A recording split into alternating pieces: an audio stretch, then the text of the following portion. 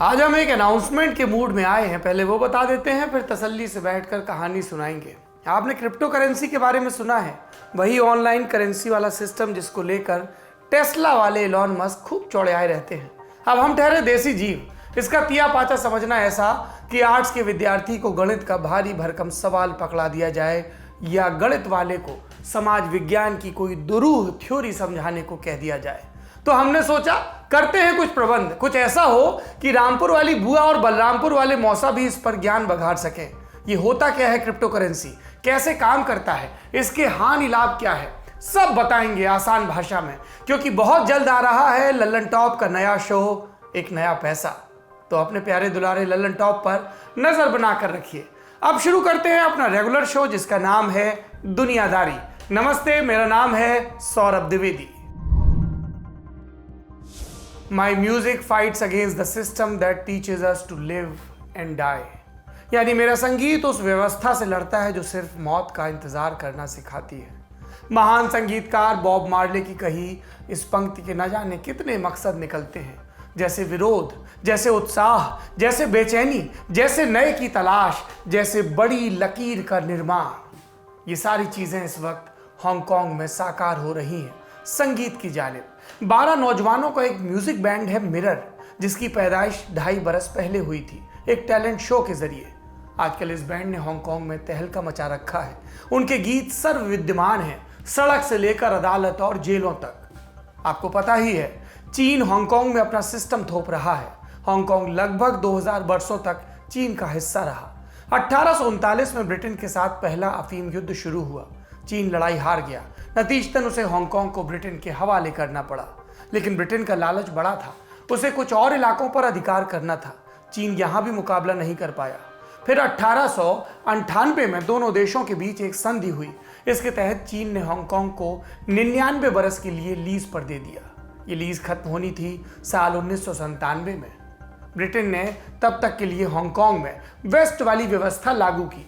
भले ही हांगकांग एक British colony था, लेकिन वहां के आम नागरिकों को कहीं बेहतर बुनियादी अधिकार मिले थे। माओ की क्रांति के बाद चीन के मुकाबले ये खाई और बढ़ गई। हांगकांग में पूंजीवादी व्यवस्था लागू हुई, लोगों को फ्रीडम ऑफ स्पीच मिली, विरोध का अधिकार मिला, और चीन वहां पर इन सारी चीजों की गुंजाइश नहीं थी। लेकिन लीज के चलते ब्रिटेन का जाना तय था, वो वैसी सुपर पावर रह भी नहीं गया था। इसी बाबत 1984 में समझौता हुआ। क्या समझौता कि जब लीज की मियाद पूरी होगी तो उसके बाद, यानी ब्रिटेन के जाने के बाद भी हांगकांग में पुरानी व्यवस्था चलती रहेगी। यानी लोगों को जो अधिकार मिले हैं, चीन उसके साथ किसी भी तरह की छेड़छाड़ नहीं करेगा। और ये मियाद कब तक की थी? ब्रिटेन के निकलने के 50 साल बाद तक ऐसी व्यवस्था रहेगी। ब्रिटेन को निकलना था 1997 में, अब इसमें 50 को जोड़ दीजिए, साल होता है 2047। तब तक 1 कंट्री 2 सिस्टम की व्यवस्था रहनी थी। चीन ने इस व्यवस्था का खूब प्रचार किया, ऐसे दिखाया मानो हांगकांग को आजादी मिल गई हो। चीन के पोस्टर्स में वहां के लोग खुशहाल दिखाए गए, चीन के नाम का जयकारा लगाते भी। पर सच्चाई क्या थी? सच्चाई कुछ बरस बाद दिखी, जब चीन ने वादा खिलाफी शुरू की और इसके विरोध में हांगकांग में आंदोलन होने लगे। और तब चीन ने वही नीति अपनाई जो वो अपने यहां करता आया था, दमनम शरणम गच्छामि। लोकतंत्र के समर्थकों को एक एक कर गिरफ्तार किया जाने लगा, झूठे आरोपों में फंसाकर जेल भेजा जाने लगा। इंटरनेट पर ऐसी अनेक मीडिया रिपोर्ट मिलेंगी जो इस बात की तस्दीक करती है। एक ताज़ा उदाहरण मैं दे देता हूं आपको। तियानमेन स्क्वायर में हुए नरसंहार की घटना आपको याद होगी, जब चीन की सरकार ने लोकतंत्र की मांग कर रहे प्रदर्शनकारियों पर टैंक चलवाया था। तारीख थी 4 जून 1989। हांगकांग में हर साल इस घटना की, तियानमेन स्क्वायर की बरसी मनाई जाती है। बड़ी संख्या में लोग इकट्ठा होते हैं, शहीदों को याद करते हैं और लोकतंत्र के पक्ष में शपथ खाते हैं।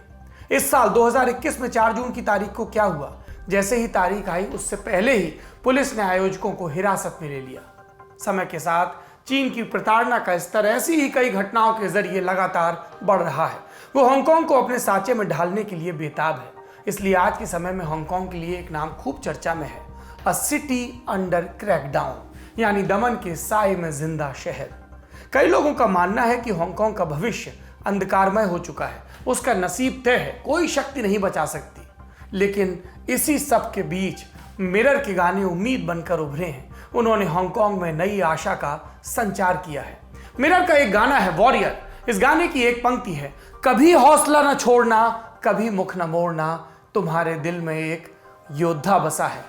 जेनेथ हो पत्रकार हैं। उन्होंने प्रोटेस्ट की एक घटना को लाइव दिखाया था। इसके बाद उन्हें गिरफ्तार किया गया था, राष्ट्रीय सुरक्षा का मुकदमा लादा गया था। जब जेल में जेनेथ ने ये वॉरियर गाना सुना तो उनकी आंखों से आंसू निकल गए।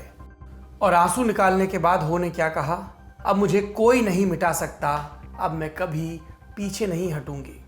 अगर हो पर लगे दोष साबित हुए तो उन्हें उम्र कैद की सजा हो सकती है, पर उनका हौसला नहीं टूटा और मिरर ने इस जज्बे को विस्तार दिया है।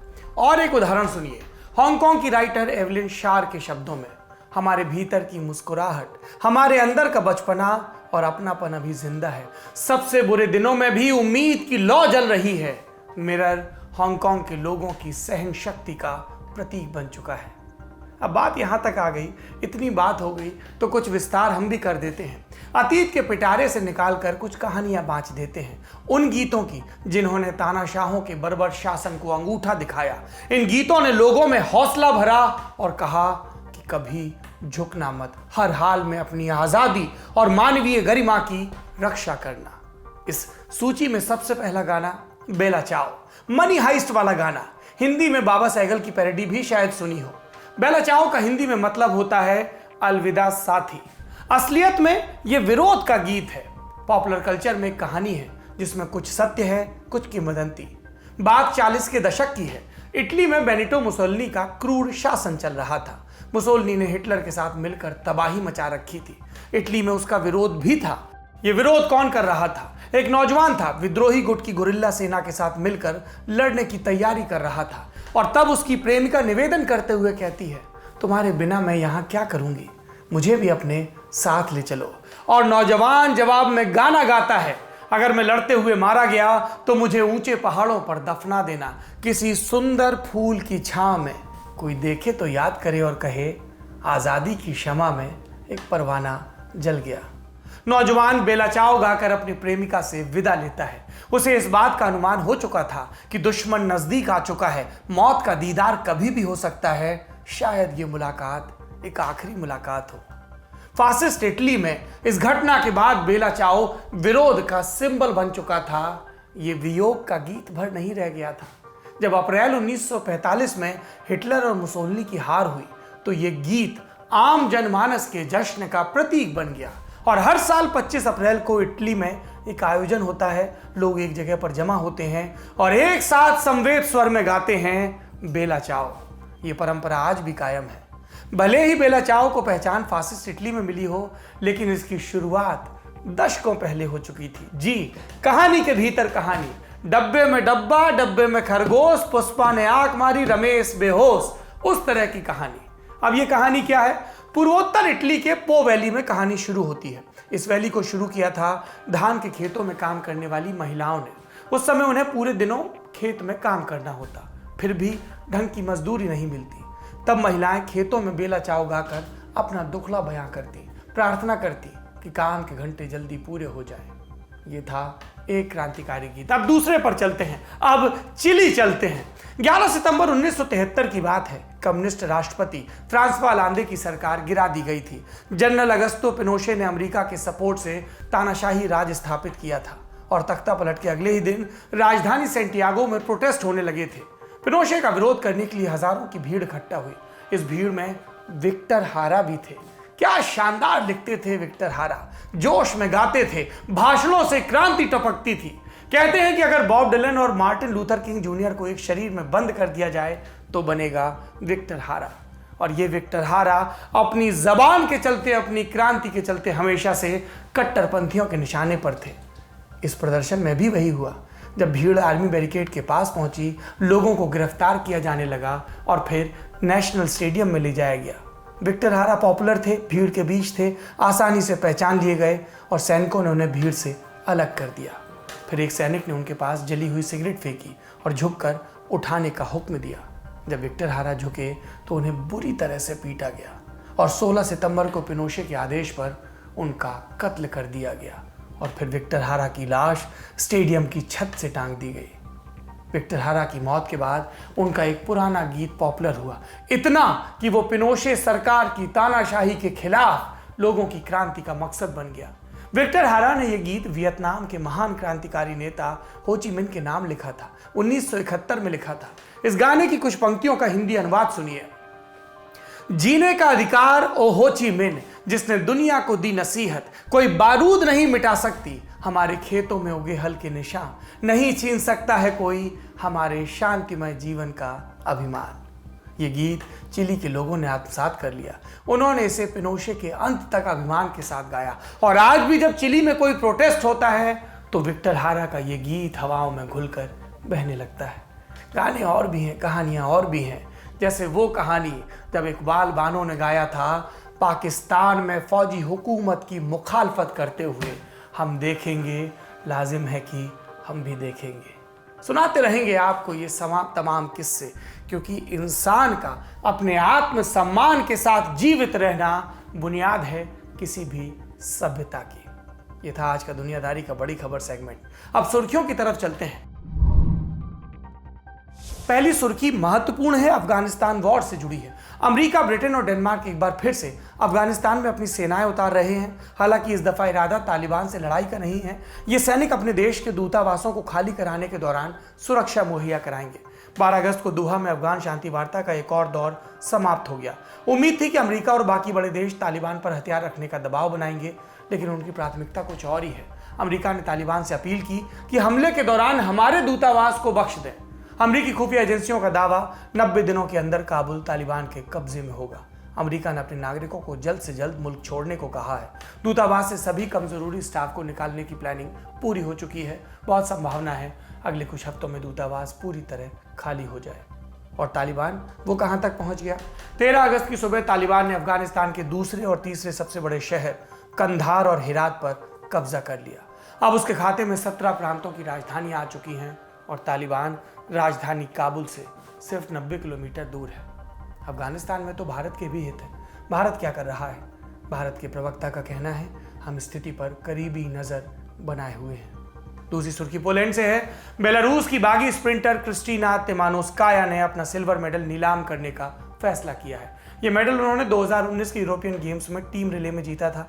क्रिस्टिना ने कहा कि नीलामी से होने वाली कमाई का इस्तेमाल एथलीट्स की भलाई के लिए किया जाएगा। हम आपको बता चुके हैं कि क्रिस्टिना इस साल के टोक्यो ओलंपिक में बेलारूस की टीम का हिस्सा थी। उन्हें 200 मीटर की रेस में हिस्सा लेना था, लेकिन कोच की आलोचना के बाद उन्हें टीम से निकाल दिया गया और 1 घंटे के भीतर फ्लाइट लेकर बेलारूस जाने का आदेश दिया गया। लेकिन क्रिस्टिना ने वापस लौटने से इनकार कर दिया। मदद मांगी, पोलैंड ने वीज़ा दिया और तब से वो पोलैंड में रह रही हैं। क्रिस्टिना ने एक इंटरव्यू में कहा कि बेलारूस लौटने पर उनके साथ 2 में से कोई एक चीज़ होती, या तो जेल भेज दिया जाता या फिर पागल खाने। आज की तीसरी और आखिरी सुर्खी साउथ कोरिया से है। दिग्गज इलेक्ट्रॉनिक्स कंपनी सैमसंग के वाइस प्रेसिडेंट ली जे योंग पैरोल पर रिहा हो गए हैं।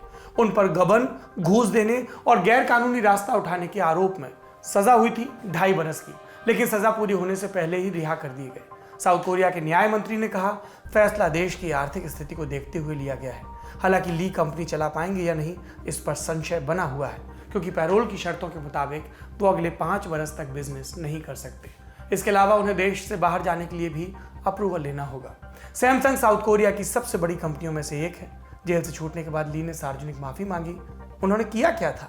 सैमसंग हेड का पद हासिल करने के लिए उस समय की राष्ट्रपति पार्क ग्युन ही को लगभग 40 करोड़ रुपए मात्र की घूस पहुंचाई थी।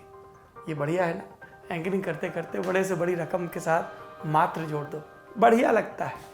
राष्ट्रपति की दोस्त के जरिए ये घूस दी गई थी। पार्क ग्युन ही भी फिलहाल अब तो जेल में जाना पड़ेगा, जेल की रोटी खाना पड़ेगा, वही कर रही है। आज की दुनियादारी में इतना ही। उम्मीद है अगले हफ्ते फिर मुलाकात होगी। अपना और अपनों का खूब ख्याल रखिए। शुक्रिया। शुभ रात्रि।